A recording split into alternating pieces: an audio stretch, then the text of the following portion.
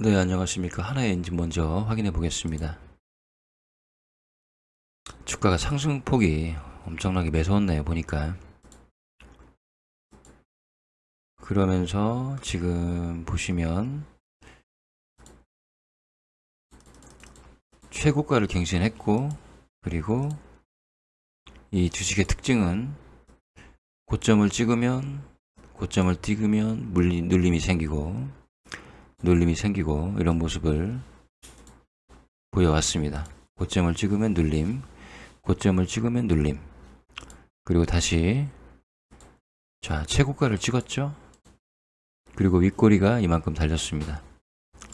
그래서 저는 매수를 하셔도 되겠지만 분할 매수를 하시는 게 맞겠다 이런 생각이 듭니다. 왜냐면 한 방에 다 사버리면 얘가 눌림이 있을 때 그만큼 시간적인 손해를 보는 거겠죠. 그래서 일단 매수를 하셔도 되긴 하는데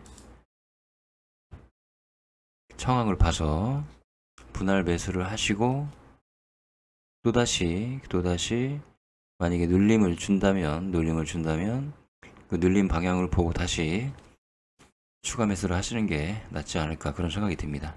네. 그리고 이 주가가 지금 비싼지 싼지는 저희는 알 수가 없죠. 단지 이제 데이터에 나와 있는 이 주식의 재무 상태표나 손익계산서를 보고 판단할 수밖에 없습니다. 자, 손익계산서를 보시면요. 24년도만 보셔도 매출이 1조 2천억인데 원가가 1조죠, 1조. 그래서 매출 총이익이 1조 800억이네요. 네, 매출 총이익이 1163억. 영업이익이 715억. 당기순이익이 791억.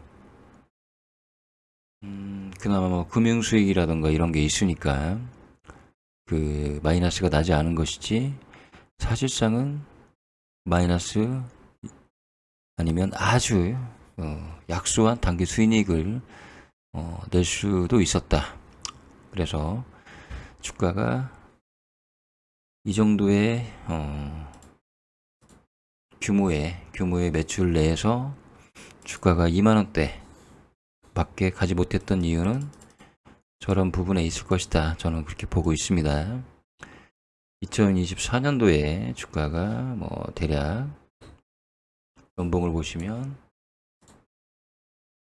자 18,000원 요 정도 상태에서 머물렀었죠.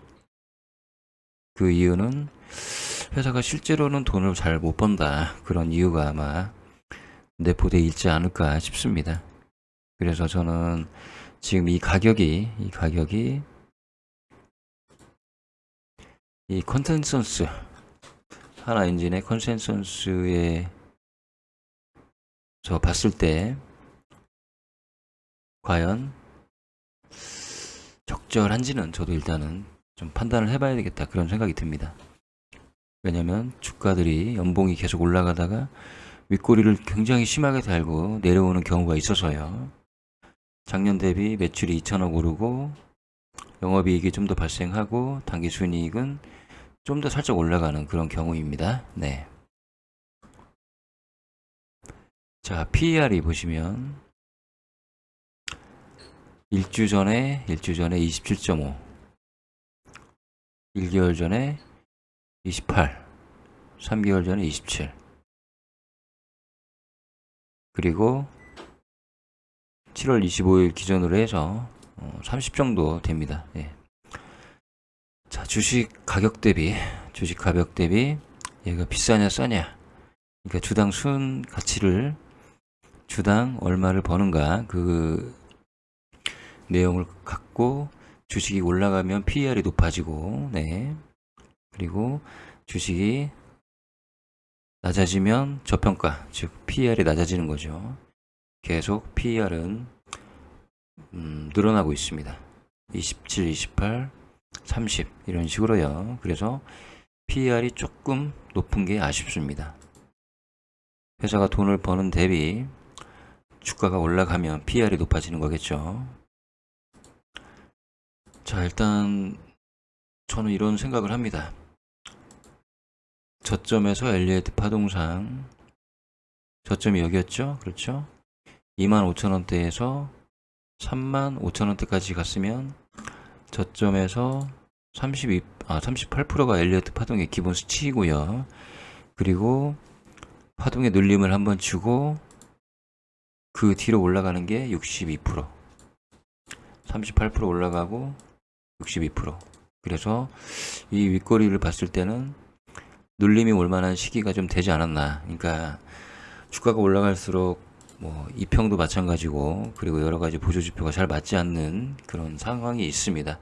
그럴 때는 예측이 불가할 때는 결국 엘리어트 파동의 기본 수치인 38%와 62%를 보고 판단하면 되는데요. 저는 어차피 신고가이기 때문에 38% 기준을 설정을 해서 38%가 넘어가면 일단 눌림 주고 다시 38% 또는 62% 이런 식으로 계산할 수밖에 없다, 그런 말씀을 드립니다. 그래서 지금은 매수를 해도 되도록이면 분할 매수 하시고 눌림을 줄 수 있기 때문에 언제든지 뭐 일단 손절을 하든 그럴 준비를 하시고, 그 눌림 주는 상황을 보고 눌림의 마지막 날 저점을 찾아서 다시 매수를 하는 게 좋다, 이렇게 보고 있습니다. 일단 하나엔진은 이렇게 판단을 합니다.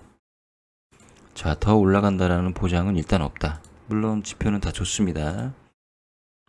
상승을 해도 올라가긴 올라가는데 기대만큼은 올라가지 않을 수도 있다. 자, 이런 말씀을 드립니다. RSI 과열 진입, 그리고 DMI 매도세의 세력이 적다, 매도의 세력이 적다. 그렇지만 보시면 RSI 과열 진입에서 이렇게 한 번에 꺾여버리면요, 주가가 눌림이 충분히 올 수가 있고, 이때 DMI가 10선 아래에 있다가 위로 올라가 버리면 이렇게 눌림이 올 수가 있습니다. 여기도 마찬가지죠. 과열에서 꺾여버리면 눌림이 심하게 오고, 자, 이렇게 진입을 해서 상승을 해버리면 눌림이 심하게 옵니다. 그래서 이 주식은 매수 하셔도 분할 매수, 언제든지 눌림이 올 수 있는 가능성을 열어두고 매수를 하시는 게 좋을 것 같다, 이런 생각이 들고요. 뭐 그렇습니다. 내용이요, 38% 62%를 되도록이면 지키시는 게 좋습니다. 저는 그렇게 판단을 합니다. 아무리 좋은 주식도 사는 자리가 있죠. 예를 들어서 이렇게 과열 진입 직전에 타신다던가, 아니면 10선에 들어가기 전에 직전에 타신다던가, 이런 때를 노리셔야 되는 게 맞고요. 이런 때를 노리셔야 되는 게 맞고, 여기서 이제 참고할 수 있는 게 볼린저 밴드를 보시면 또 참고가 되죠. 볼린저 밴드 보시면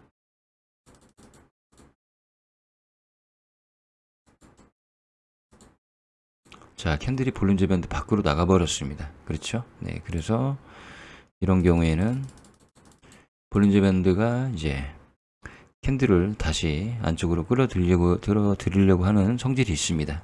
그래서 이런 경우에는 하루 이틀 지켜보고, 네, 볼린저 밴드가 상승하는 모습을 확인해 가면서 사시는 게 좋다, 저는 이렇게 보고 있습니다. BWI 보시면 팽창할 만큼 이미 팽창을 많이 했다. 그래서 이런 경우를 제외하고는, 자, 팽창을 많이 했다. 그리고 ADX를 보시면, 네, 얘도 상승을 할 만큼 상승을 했죠. ADX와 BWA가 바닥에서 출발할 때 매수가 맞습니다. 이럴 때 바닥에서 출발할 때 이때 사셨으면 좋았죠. 네.